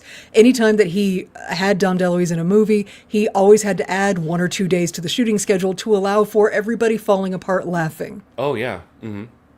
You had to just build in extra time for that. Dom DeLuise was a natural-born class clown turned theater kid, performed all over Broadway. He did TV series and comedy variety shows. He was fucking everywhere. Movies and tons of voice work, which is where I know him best from. So, for those of you who were raised by animated films in the 80s and 90s, he's the voice of Itchy, the dachshund in All Dogs Go to Heaven. Oh my God. So not just By the the movie. way, I rewatched that movie recently, Steph. That's a dark fucking movie. It's super dark. Yeah. Yeah, love it. Did you know that there's a dog hell Yeah. that he could have gone to? Anyway. The depiction of hell and Satan was awesome. It was dope. Yeah. Anyway, so he's the voice of Itchy, not just in the movie, but also in the subsequent TV series about it. He is also the voice of Jeremy the lovesick crow from The Secret of Nim. Oh my God, yes. The one who likes a sparkly. That guy. It's him. And nearest and dearest to my heart, Dom DeLuise is the voice of Tiger, the vegetarian cat from the American Tail movies. Yes. Oh my God. He likes a good broccoli. Oh my God. Also, bonus, just because it's fun to say, he did 4 episodes of Dexter's Laboratory, in which he voiced a character by the name of Kusala Goopagoop. What the fuck? Kusala Goopagoop. Okay. Yep. Anyway, so that's the voice of Pizza the Hut. The poor bastard in the costume for God. Pizza the Hut is on the movie, on the screen. That is special effects artist Rick Lazzarini. He also plays one of the apes at the end of the movie. Yep. But it wasn't him in there the whole time. There was another actor who I believe that was rumored to have been Richard Caron. He was a character and voice actor who was in the costume. They shot a couple of scenes in it. They got him out of the costume. He refused to put it back on because the costume for Pizza the Hut was absolutely fucking vile. Oh my God, yeah. It was heavy. So it's like foam and rubber and all of that stuff that you have to sit in. But then all over the top of it, that's the cheese that's dripping all over him. That's pancake batter. Yeah. Mm-hmm. There's actual huge chunks of pepperoni. They've got actual peppers, actual mushrooms, actual olives all over him. And it's important to remember, shoots go long. And that set's not super air conditioned. And they're not wheeling Pizza the Hut into the fridge in between takes. Nope. It smelled so bad. Oh yeah, yeah. And So bad. The grossest part of that whole suit for me is the pancake batter coming out of it, which suggests that like they have to pump that out somehow. So like that is disgusting. Yeah. It's just gross as fuck. And like shout out to Rudy DeLuca, Vinny, who actually like leans in close, cuddles up with Pizza the Hut, and eats some of the toppings. Yes, and Kyle in chat says, I think someone got burned in the suit as well. Correct. Yeah. Yes. That's one. Yes.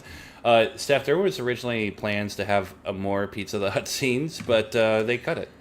Yeah, because it was awful. And just, it became a humanitarian issue. Yeah. That costume was exactly as disgusting as it looks. Like, yeah, but the timing, like when Pizza Hut's talking and that piece of slice of pepperoni falls from the forehead down into the mouth, so good. It's so good, but it's so like, it was very impactful. I remember as a kid, I was not as grossed out about it. Yeah. As an adult, I just can't. I can't like, anymore. I feel like I need to bathe talking about it. Okay. But Pizza the Hut, everybody. And he's, of course, like the driver of this whole plot. You know, you owe me $1 million, etc. But my favorite bad guy, Dark Helmet, is, of course, played by Rick Moranis, which we've mentioned a few times. Again, I don't know how to properly talk about Rick Moranis because he's my dad. Right? That's my dad. That's my other dad. The Honey, I Shrunk the Kids movies. Oh, yeah. Yeah. He was the dad in that, and so he was my dad. Mm-hmm. And just, amazing. Anyway, Rick Moranis was born in 1953 in Toronto, Ontario, Canada. Started off as a radio DJ, got into SCTV with John Candy, went on to become a writer, producer, director, and actor. He did a lot. So just the stuff that is most important, not only to my childhood, but to my husband's. Mm-hmm, mm-hmm. Because I did not see this movie as a youngster. It wasn't until I married my husband and he made me sit down and watch Streets of Fire. I've never seen that one. Girl, you need to. It has young Rick Moranis, young Willem Dafoe. Oh. There's a whole, like, the Meatloaf-esque soundtrack, but not Meatloaf. It's amazing. So Streets of Fire. Also, he is in Little Shop of Horrors. Mm-hmm, mm-hmm. Yeah. Also, the Honey, I Shrunk the Kids movies, Honey, I Blew Up the Kid, Honey, We Shrunk Ourselves, Parenthood, My Blue Heaven, which was the movie where I realized that I kind of dig the Daddy Dom vibe. Yeah. A lot. Like, vibe matters so much more than silly things like height. Yeah. Dig that. That was the first time I was attracted to Rick Moranis, and it felt dirty because that's my dad. He was also in L.A. Story, and in the Flintstones, he played Barney Rubble. And just the Ghostbuster movies as Louis Tully. That's where I was attracted to him.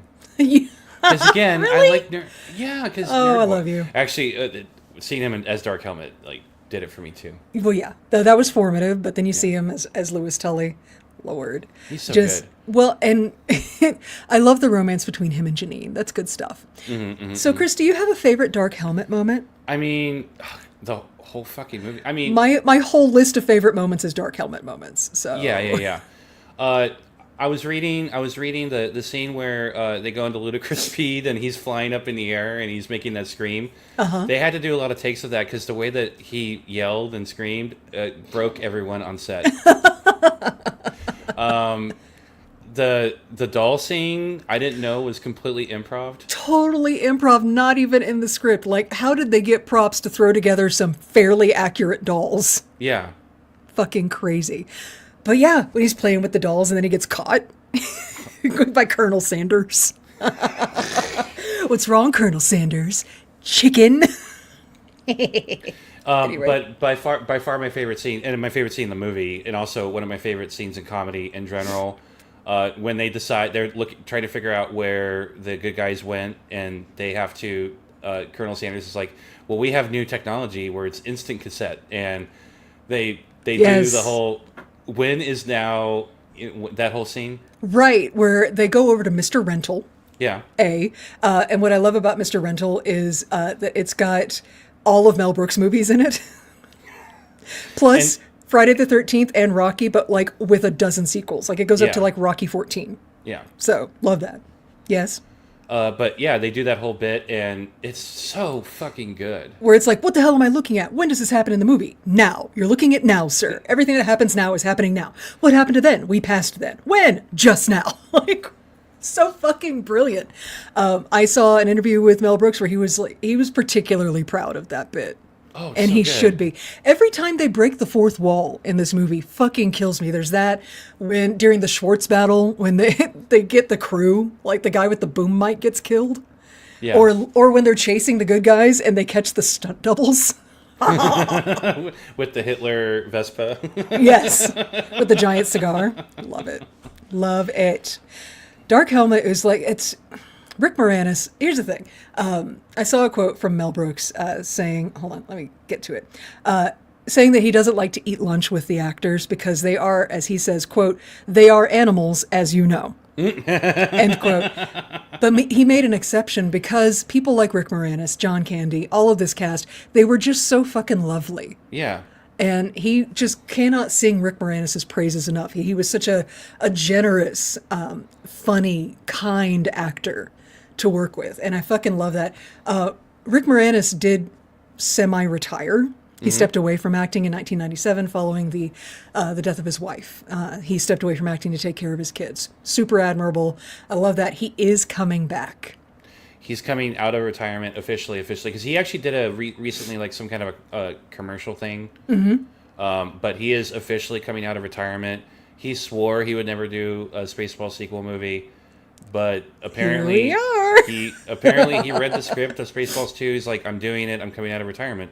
Amazing. I'm really looking forward to it. That's raising the bar a bit. I realized thinking about it, I don't just miss Rick Moranis' performance. I miss the energy that guys like Rick Moranis brought to Hollywood. Yeah. Like, just gentle, loving, generous professionals. Yeah, there aren't a lot of that right now. There's really not. Yeah. Or at least they're not celebrated and promoted. Yeah. The way that Rick Moranis was back in the 80s and 90s. So, love this. Okay. Moving on, we do have his sidekick, Colonel Sanders. Oh my God, my favorite. Colonel Sanders is so fucking good. He plays an excellent, because somebody on this ship had to not be a total screwball, right? Right. So he has to play the straight man to all of these gags. Mm-hmm. And that is played by George Weiner. Oh my God. He's been a solid working that guy actor since 1971. He's still working today. He's got 2 projects in post-production. He's got over 200 acting credits. Yeah. So for TV, he was in at least 1 or 2 episodes of everything. Yeah. He's everywhere. The reason his face looks familiar is because you've seen it so many times. So movies he was in that I recognize. Okay. Mm-hmm. He's in All the President's Men, The Bad News Bears, To Be or Not to Be, which is a Mel Brooks movie. Fletch. Oh, yeah. Fletch Lives, The Devil's Advocate with Al Pacino and Keanu Reeves. That's terrible, and I love it. The Postman with Kevin Costner, which was terrible and I fell asleep. Yeah. But he's also in Not Another Teen Movie and American Pie 2. Yeah. Yeah. He plays a straight guy, but the straight man in the movie, but he does fit in some like comedic moments, like, you know, where Dark Helmet's ordering for ludicrous speed, and he gets in the comm, and his voice breaks at first, where he's like, "Prepare shit!" like that. Fucking breaks me every time. It's so good. And like when he does catch Dark Helmet play with his toys, Dark Helmet's like, "Did you see anything?" He's like, "No, sir, I did not see you playing pretend with your toys, sir." So that was brilliant. They're so good. Where he introduces, "No, sir, that's Mr. Coffee," without laughing. Right. He's Because you know, Dark Helmet walks up to jokes are funnier when you explain them. Dark Helmet walks up to what he thinks is the radar, but is the coffee machine. Yeah. Love that. But of course, my favorite scene with him is "Keep Firing Assholes" scenes. Like, yes, major asshole. And the way he delivered the line. See if I wrote it down. That's his name, sir. Asshole. Major asshole. Like, how do you say major asshole and not lose your shit? I know. I know. And then of course, keep firing assholes. So good. Mm-hmm. So good. Kid me fucking love that scene because they said asshole and they said it a lot. And I was reading stuff when this movie got picked up for, like, because, you know, a lot of syndicated television channels were able to start playing movies to fill up time. They were able to pass by censors and use the word asshole in full because they're the names of people. Right, exactly. Right? Which is another genius move on Mel Brooks' part. Yeah. That's how they got a lot of the language actually through this and got a PG rating on this movie. It's not a bad word, it's their name. What? My grandfather was so pissed off about that. It was just like, why kids are going to see this movie? Yeah. Uh-huh. Yeah, well, and they're going to call each other asshole now. Good luck with that. So another bad guy that I really want to mention because she's so hot. Commanderette Zircon. The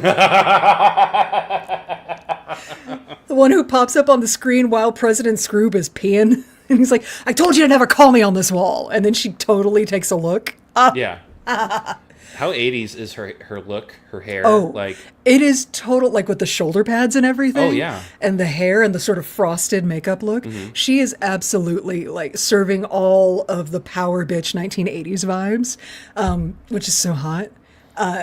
But I love what she's talking about having Snotty beam her. He beamed me twice last night. It was wonderful. Ma'am. Oh, so that is Leslie Bevis. She's been a pretty lady, that gal, acting everywhere since 1983. Tons of TV, including 56 episodes of The Young and the Restless. We will get to talk about her again on Holodeck Divas. Because she is in 3 episodes of Star Trek Deep Space Nine. I love that. I love it. I love this character. I love that do we see her in person ever? I think we do, briefly, but she's on screens a lot, and I love it. Yeah. She's in the control, because remember, President Screw gets beamed in, and she's right there. I love that bit so much, because he's like, "Yeah, sure, let's try the beaming. It works on Star Trek." Hey! I saw you. That was the most subtle reference you made. But when they beam him in, but his head's on backwards. Why didn't tell me my ass was so big? Then they beam him back. And he just walks because it's in the next fucking room. God damn it. They were next door. So, yep, that is President Scroob. Scroob, by the way, is an anagram for Brooks because he's played by Mel Brooks. Of course. Mel Brooks did, of course, direct this movie, and he's playing both of these roles. I've got a quote from him about, if I can find it. God, my notes are crazy. Shit, where'd it go? Sorry. Dooba-dooba-doo. We're going to cut this out of the final edit. Yeah, we are. Shut up. Real quick, my favorite bit with the beam in part is after he sees his ass. You're guys, we got to adjust sometimes and scratch a little bit down there, but he can't reach down there, so he goes all the way down. All the way down to the taint. That's amazing. Yup. Yeah, there it is. Haha, I found it. So, regarding acting in the movie and also having to direct the movie, Mel Brooks said, quote, "I have a TV set. It's a TV monitor, and the TV monitor records the scene. So I act in the scene, then I trot over to the TV monitor, and I look, and I say, 'Mel, you stink.'" End quote. He's so funny. I love him. Yeah. So going back up to my bad guys list. Oh my God, we've only got a little bit more. I do want to shout out Charlene and Marlene. President Scroob's aides. And Chris, did you have to explain this bit to some children? Yeah, we had to during the watch along. Like, okay, people don't know. Spearmint gum had a big like Doublemint Doublemint, right? Mm-hmm. They had a big commercial campaign where that included twins. Yeah, double your everywhere. pleasure, double your fun, Right. extra sugar-free gum. Yeah. Yeah. And it was a big fucking like it was a cultural phenomenon. Like these twins got featured in Sports Illustrated and all the other magazines too. But like they showed up in television shows, all this kind of stuff. Oh, yeah. So they were a thing. In the 80s, Seth, you remember this. We had a weird fascination with twins of all different types. Right? Yeah. Because remember those two guys, the larger guys that would drive on scooters everywhere? Yes. And they would be randomly featured in like movies and shit. Like we just had this weird fascination with twins. Yeah, and I think I'm going to go ahead and say Arnold Schwarzenegger and Danny DeVito killed it That's fair. with their movie Twins, which is super fun. Yeah. Super fun. I love it when Schwarzenegger goes comedy. But yeah, that's because it's Arnold Schwarzenegger and Danny DeVito are the twins. Never mind, it's not this movie. Okay. Charlene and Marlene are played by Denise and Diane Gallup, one of the many sets of actual Doublemint twins. Yeah. They're the girls from the commercial. So love that. I do want to shout out, absolutely, the radar technician. That is Michael Winslow. Michael Winslow was so well known, y'all, in the 80s and such. You can see him in all 7 Police Academy movies. Yep. He's the guy that does realistic sound effects with his mouth. His stand-up comedy is hilarious. Yes. He's absolutely everywhere with these sounds. They're fucking crazy. But that is all. Mel Brooks said that they probably saved $1,000 letting him do all the sound effects sure. for the radar scene. So, love that. And when it's jammed, he's like, "Sir, the radar appears to be jammed." And there's just jam oozing down the screen. so Because bad. that's how radar dishes on the outside of the ship work. If you hit it with a big enough jar of jam, that jam will then leak into the ship and come out the radar tech screen. And then you can lick it, taste it, and know exactly who shot you. That's how that works. And it was recently announced he's been cast in Spaceballs too. Exactly. I'm so looking forward to it because he's still around. He's still doing he's his still thing. performing. Yeah. He's performing at the comedy club here in Long Beach in a couple months. Ooh, you should go see him and I report kind of back. do. Okay, so that's it for the cast that I want to talk about. All I have left is a handful of trivia and favorite scenes to call out. Do you have anything? No, let's go. Let's hit the trivia. Okay, so Spaceballs, it is important to note, is an award-winning film. It won the 1987 Stinker Award for Worst Picture. I feel like Mel Brooks would wear that as a badge of honor, though. Absolutely. Like, that's I think the point. The Stinker is the predecessor to the Razzie Awards, as far as I know. We have mentioned Spaceballs, the animated series. It was made in 2008 after Rick Moranis' semi-retirement. So his character, Dark Helmet, is voiced by D. Bradley Baker. Hey. Star Wars fans, those of you who know the D. Bradley Baker, just the voice of all the clones and Clone Wars and the My Bad husbands, Batch. And all just, my boyfriends. oh my God. Fucking love D. Bradley Baker. Also the voice of Perry the Platypus in Phineas and Ferb. Never can't mention that. There was a kibosh on all merch, but that did not apply to a novelization of the film. So you can find Spaceballs the book, Oh my God. which is written by R.L. Stine, because of course. What? And in this book, they do reveal the names of the dinks. The dinks that are hanging out with yogurt? Dink, dink, dink, dink, dink, dink, dink, dink, dink, them. Yeah. Okay, so their names are Rinky Dink, Blinky Dink, Stinky Dink, Pinky Dink, Finky Dink, and Winky Dink. What the fuck? I know. I just love it. And, after you watch that movie, I dare you to not reply in the affirmative to anyone by going, dink, dink. Dink, dink, that thumbs up. song, I know this trivia. It just popped in my head. I remembered it. That Dink Dink song. Apparently, that's based on a song that was invented in World War II to make fun of Hitler. Nice. Troops would walk around the streets of whatever country they were in singing that out loud. Love it. Yeah. Love that. Okay, one last bit of trivia, specifically relevant to our other podcast, Holodeck Divas, where we talk about Star Trek. When they're combing the desert, And they're perhaps concerned that they're being a little too literal with President Scroob's orders to comb the desert looking for the good guys. You've got the one team with the giant comb, combing the sand. You find anything yet? No. Another team of, it should be noted, white men combing the desert. Did you find anything? No. You go to another team, it's 2 black Spaceball troopers, and they have a pick comb. Yeah. Because of course they do. They're combing the desert. Did you find anything yet? One of the troopers goes, "We ain't found shit." That is Tim Russ, the actor who plays Tuvok in Star Trek Voyager. I didn't know that till this week. That's what I learned in the watch-along. So we'll get to talk about him in 9 years when we get to Voyager. I know. I love me some Tuvok. Oh yeah. Mm-hmm. Oh yeah. No, Tuvok's hot. Vulcans are hot. Oh, yeah. Scrolling through my stuff. Favorite scenes. When they transform to Mega Maid and they start sucking up all the air out of Druidia with suck.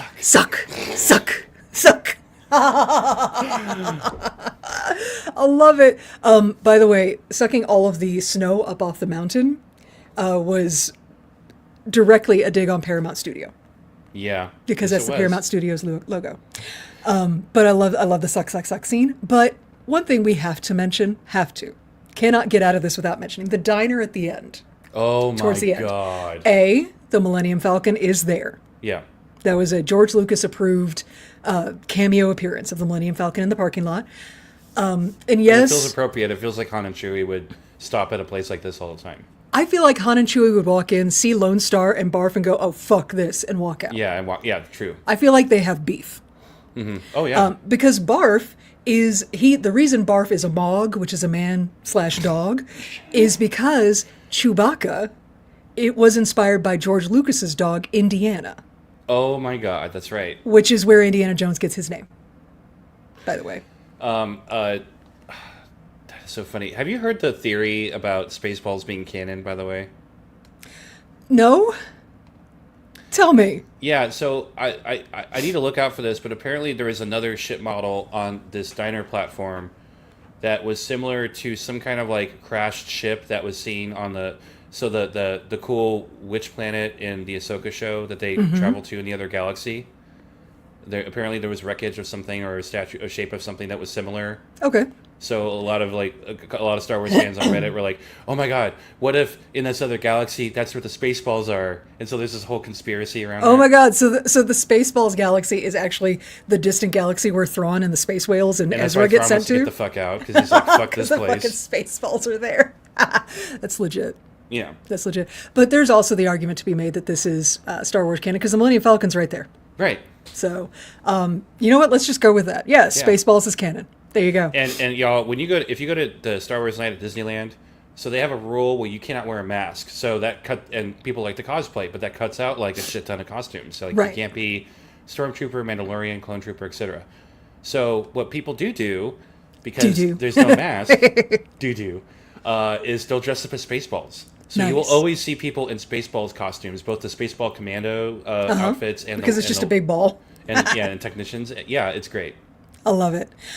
So at the diner scene, of course, we get the famous chest burster scene. Oh my God! That is John Hurt.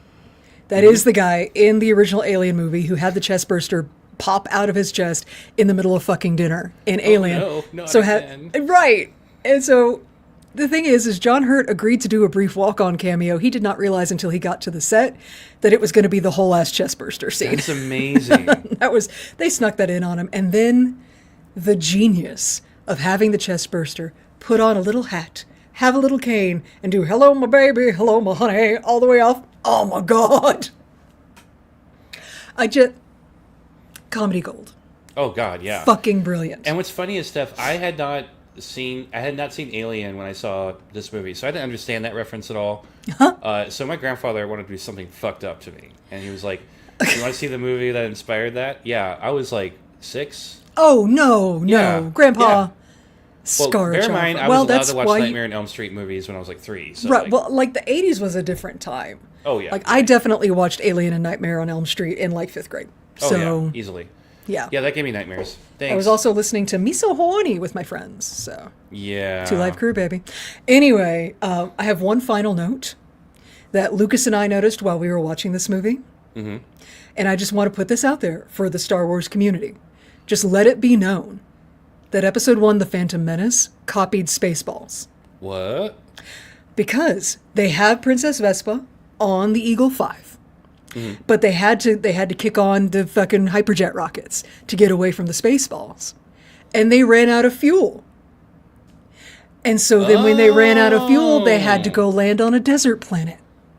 Wow. What happened in Episode 1, The Phantom Menace, Chris? The exact same thing. They've got the princess or the queen of the planet on their ship. They had to jet the fuck out of there to get away from all of the Trade Federation. They're out of fuel. They had to land on Tatooine. Because it's almost like fuel has always been important. Not only in the Star Wars galaxy, but in the Spaceballs galaxy as well. Wow. Ta-da! Wow. Boom! George Shit. Lucas copied Mel Brooks. There, I said it. Kayla Clark says, but there's no fuel in Star Wars. There is no fuel in Star Wars. Thank you, chat. You're correct about that. None. Anyway, so that's the end of my chaos notes on Spaceballs. I fucking love this movie, Chris. Oh, in chat, Caitlin says Russ posted a video during lockdown of him comb and gravel patch, lamenting that people always remember him for that scene over Tupac. That's true. I think you can find it on his social medias. Aw. Yeah. I have two more quick pieces. Well, I have a favorite scene I want to talk about, and then but first, when they go into ludicrous speed stuff, and they do the whole the hyperspace thing, and then it gets all pixelated and weird. Mm-hmm. That is a reference of Space Odyssey. Oh, nice. Mel Brooks legit loved that movie, and he wanted to. Somebody's got to. Yeah, I know. I understand the special effects excellence of that movie. That's all I'll say about that. But he wanted to fit that a reference in somehow. Second piece of tidbits: the Planet of the Apes scene at the end. Those are actual costumes from one of the movies. Yeah. That's fucking hilarious. Yep. So, Steph, I made my very, very serious film cinema aunt watch this movie with me once, and she was like, I like Young Frankenstein and I like Blazing Saddles, so I'll probably like Spaceballs. Sure. She did not enjoy Spaceballs until we get to the desert scene, and they start playing the Lawrence of Arabia song. Yes. That is like her favorite movie. Peter O'Toole is her favorite actor. I've never seen any human being cry so hard from laughing. Nice. She fell out of her chair. It was like such a funny moment. Huge parts of Lawrence of Arabia are just walking across the desert while that music plays. So, yeah, that's brilliant. And it was just and so 30 minutes later, after she's done laughing, we get she recovers and she's like, "This is the greatest movie ever made." That was fucking brilliant. I like when they get into Yogurt's temple. They're like, "Oh, it looks like the Temple of Doom." It does. You're right. I love how Yogurt comes out of the statue's crotch. Yep. Obviously. Yeah, obviously. Oh my god. That was very much his Wizard of Oz moment. Yeah. Mm-hmm. Yeah. Yogurt. Yogurt the Wise. Just plain yogurt. Why is that funny? I don't know, but it is. It is. It just fucking is. Anyway, do you have anything else for Spaceballs? No. If you've seen this movie already, hope you enjoyed this. If you haven't seen Spaceballs yet, y'all, just go watch it. I hope you watched it before you watch this listen movie. to this. It's so great. Yeah. I don't know how much of this podcast episode would make sense if you haven't seen Spaceballs, so I hope you watch it. Yeah, I hope it inspires you too. But this movie legit. I quote this movie at least once a week. Yeah. It's been, and seriously, the performance of Rick Moranis alone should be enough for you. It's a masterclass in comedy. Oh yeah. So good stuff. I can't wait for Spaceballs 2. Like it's easily one of my most anticipated movies. Yeah, I want them to speed up production so that everybody's still alive. I know, right? Because, yikes. Yeah. Okay, so then if we have nothing else for the glory that is Spaceballs, other than, if we allow it, we will just spend the next 20 minutes quoting the movie. Oh, yeah, we will. We're not going to do that. Y'all go watch it. If we don't have anything else, then shall we talk about next time? Back into the pain. Yes! So we're going to take this joy and hope that it inoculates us against the emotional damage. Next time we will be talking about Star Wars Rebels Season 4, Episode 11, Doom. Huh. Yeah. What is that about, I wonder? D-U-M-E, doom. It's Yeah. about grief and a lot of crying and a lot of... Anyway, keep firing, assholes. It's a kid's show. Keep firing. They shot my hair. Oh my God, more funny quotes. Barf, not in this, mister. It's a Mercedes. Just gonna keep spitting out Spaceballs quotes to protect myself from the pain. I guess she's glad. Glad. Okay. Well, then we should outro. Yeah, let's outro. Okay. Hey, everybody. Thank you so much for listening. And for those of you who watched along, hi. This was a weird experience, and I hope you enjoyed it. If you enjoyed the music at the top of the episode, you should. That is a gift to the show from a performer and recording artist by the name of Chorlsy. You can find him on all the social medias as at CHORLSY. If you want to hang out with us in between episodes, and why wouldn't you? We're obviously delightful. You can find us everywhere but X, because fuck those Nazis, as at Darkside Divas. Butt X. Also, if you haven't done so already, please subscribe to our podcast. Please leave a review. We do have a swag store, redbubble.com/official divas, where you can buy stickers, t-shirts, mugs of our show logos and the funny shit that we say. And just one last reminder, we do have a Patreon, patreon.com/divas podcast, where you can attend these live recordings all the fucking time. We do keep these recordings in a library in our Patreon that you can access unedited, raw. And also we do special content from time to time, and access to the best Discord community. I don't know what the equivalent Spaceball is saying. In the Spaceballs galaxy. In the Spaceballs. Spaceballs galaxy. Yeah. It's Spaceballs. It's That's Spaceballs it, galaxy. It. Anyway, that's it. Okay. Goodbye. Then we May say the goodbye. Schwartz be with May you. the Schwartz be with you. What a world. What a world. What a world. That was good stuff. Stop. And Okay. yeah, y'all, this is how our live recordings go. So if you want to join our Patreon, that would be nice. Could you not sound like you're Desperate. hesitantly begging for sex? Oh my God. Yeah, join our Patreon and you would have access to this chaos twice a week. It's a good time. Yeah. So, Oh, next week is gonna be brutal though, Steph. Oof. yeah. So I'm gonna cry. looking forward to it. Anyway, y'all, that's it for us. Thank you for watching. Happy 200th. And seriously, a quick note. I do want to thank everybody for hanging out with us, downloading our podcast, listening to our bullshit. It's been a privilege to do this with Steph, my bestie. And yeah, I know. That's it. You don't deserve me. You don't, but you're welcome. How diva. I'm kidding. All right. Bye, y'all. Goodbye, everybody.